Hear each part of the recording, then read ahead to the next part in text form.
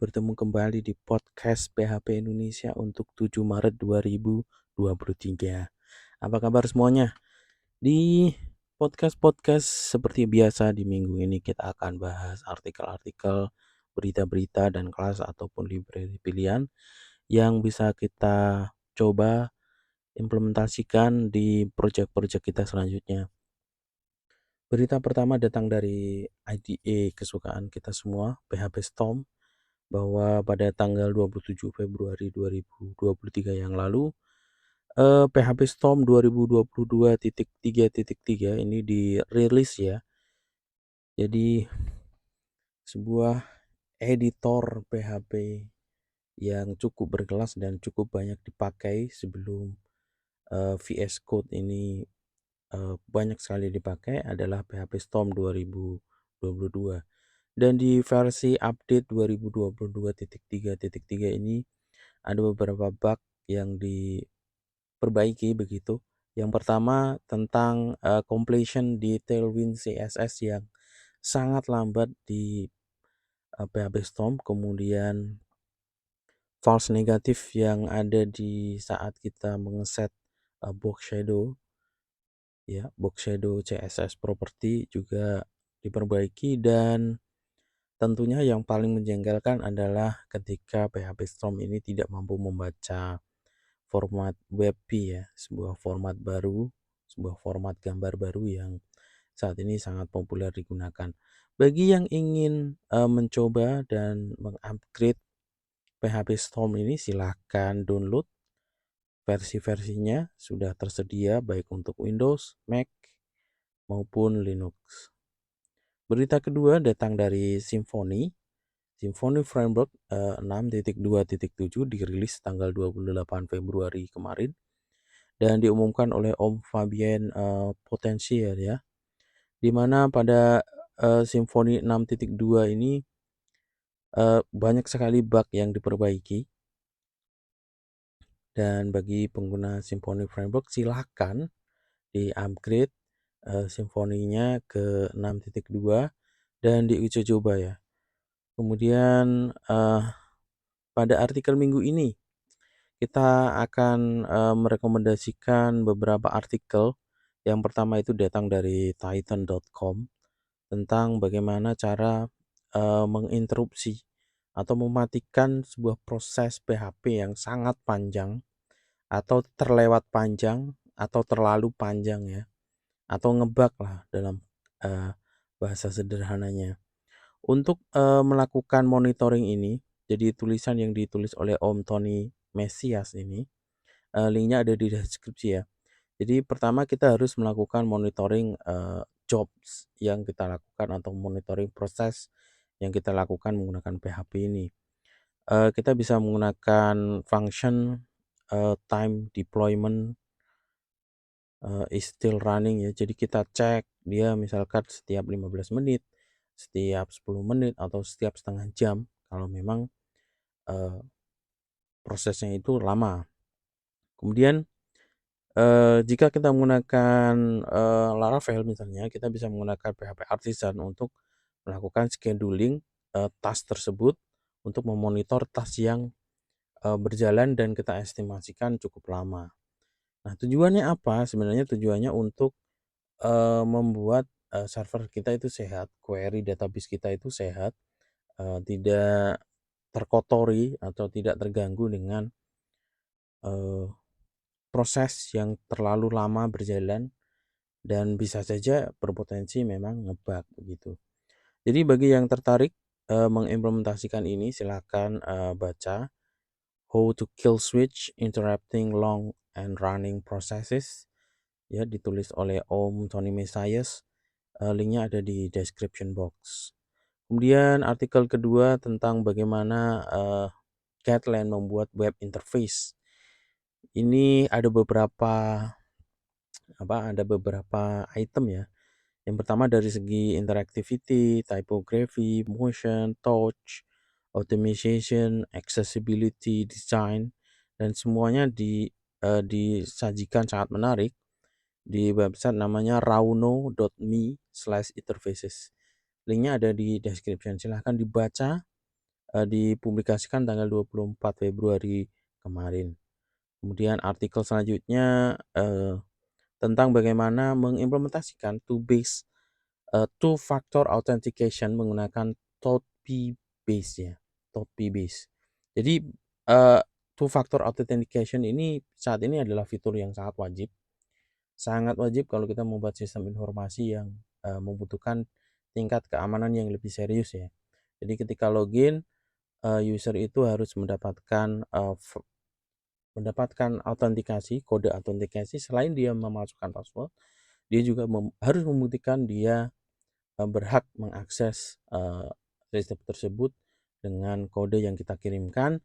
Dan ada beberapa cara, diantaranya memang ada yang email based, kemudian SMS based, ada yang voice based, ada yang software token atau TOTP based, kemudian ada biometric, ada yang push notification, ada yang hardware token. Macam-macam topik tentang two factor authentication ini di artikel yang dipublikasikan di medium.com ini. Sekali lagi linknya ada di deskripsi ya, tentang bagaimana TOTP algorithm ini berjalan. Jadi TOTP itu seperti apa?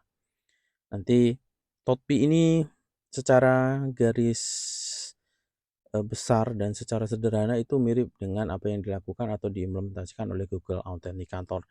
Jadi silakan bagi yang tertarik mengimplementasikan two factor authentication menggunakan algoritma TOTP, silahkan dibaca, linknya ada di description ya. Kemudian artikel selanjutnya tentang 7 konsep setiap developer PHP ini harus paham gitu. Ditulis oleh Om Thomas Dobrovolsky, dipublikasikan juga di Medium, linknya ada di deskripsi. Jadi apa sih 7 konsep itu? Yang pertama konsep OOP, yang kedua unit testing, yang ketiga API, yang keempat web security, kemudian yang kelima itu dependency injection, yang keenam itu Big O notation ya. Big O itu apa? Big O silahkan dicari sendiri. Kemudian working with database adalah 7 konsep yang harus dipahami betul oleh developer PHP. Dan bagi yang ingin membaca lebih detail, linknya ada di deskripsi ya. Kemudian artikel selanjutnya, bagaimana kita melakukan JSON validate nanti di PHP 8.3. Jadi 8.1 dirilis tahun kemarin, 8.2 adalah versi stable maupun development yang sekarang masih mulai jarang dipakai, tapi sudah mulai banyak digunakan. Ya, 8.3 akan hadir tahun ini dan dia akan menghadirkan satu function yang berbeda, yang lebih cepat, yang lebih optimize, namanya JSON validate. Dan ini ditulis Om Tom Simkowski tanggal 28 Februari kemarin. Bagaimana tentang JSON validate ini? Bagi yang tertarik dengan apa yang dikemukakan oleh Om Tom ini, silakan baca, linknya ada di description. Kemudian artikel selanjutnya tentang bagaimana bencana menggunakan function serialize dan unserialize.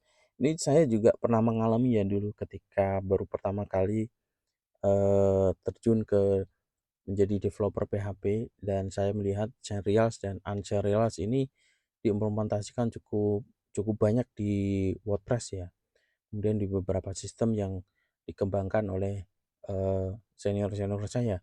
Nah, ketika menggunakan serialize ini ternyata banyak sekali risiko-risiko yang kita hadapi sebenarnya. Di antaranya yang paling konyol itu sebenarnya adalah exploit. Ya, exploit itu dengan sangat mudah sebenarnya bisa kita injeksikan ketika kita melakukan serialize.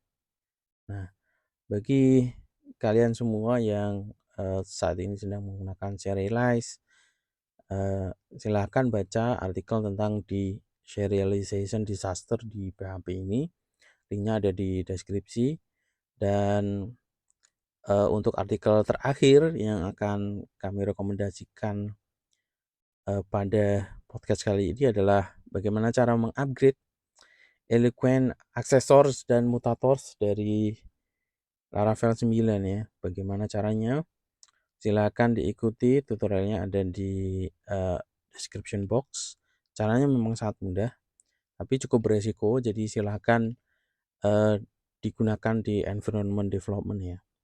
Nah, untuk kelas pilihan minggu ini, yang pertama Laravel Bootstream ya, sebuah package yang dipergunakan untuk Laravel 9 dan Laravel 10 bagi para pengguna Tailwind CSS yang ingin kembali menggunakan Bootstrap 5.2.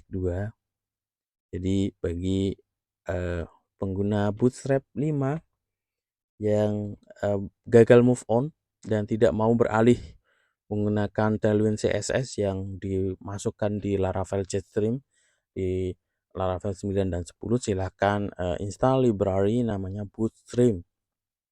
Untuk menggunakannya cukup mudah, kita hanya cukup composer require Laravel Jetstream, kemudian kita install dengan PHP Artisan Jetstream install inertia ya. Linknya ada di github.com/ip4/bootstream. Linknya ada di description box. Kemudian yang kedua, library pilihan masih datang di area Laravel namanya Flaky. Flaky ini adalah sebuah package Laravel yang kita gunakan untuk menghandle operasi yang digunakan ataupun dijalankan oleh package third party. Jadi bagi yang ingin lebih detail memeriksa ataupun memonitoring, mengcapture bagaimana performance sebuah package third party yang kita gunakan, dan tidak hanya langsung melakukan throwing exception ke log ya, misalnya kita bisa gunakan class namanya ataupun library namanya Flaky. Dan terakhir ada satu library ataupun kumpulan library dari The Algorithms tentang algoritma-algoritma yang implementasinya bisa kita implementasikan di PHP ya. Misalnya di sini ada banyak sekali algoritma yang disajikan, antara lain ada algoritma Chippers, conversion, data structures, grabs, math, kemudian search, sorting, strings, utils, dan lain-lain ya. Misalnya kita di Chippers. Di Chippers disajikan ada bagaimana cara kita mengimplementasikan algoritma Caesar Chippers di PHP, kemudian ada monoalphabetic Chippers, Morse code, sort Chippers, dan lain-lain. Kemudian di matematika misalnya ada absolute max, median, dan lain-lain. Link library-nya ada di github.com/thealgorithm/php. Linknya ada di description ya. Nah, segitu saja podcast PHP Indonesia kita kali ini. Sampai jumpa di podcast selanjutnya.